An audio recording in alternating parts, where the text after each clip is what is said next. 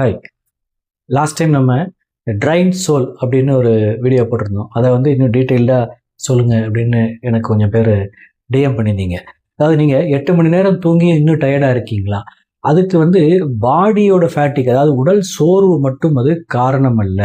நீங்கள் நிறைய விஷயங்களை வந்து மனசுக்குள்ளார கேரி பண்ணிட்டு இருக்கிறீங்க. அதுதான் அதுக்கு ஒரு அந்த ட்ரைனாக இருக்கிறதுக்கு ஒரு காரணம். அதாவது unfinished emotions, stress, over thinking, இதெல்லாம் தான் வந்து சோலை வந்து ட்ரைன் பண்ணுது.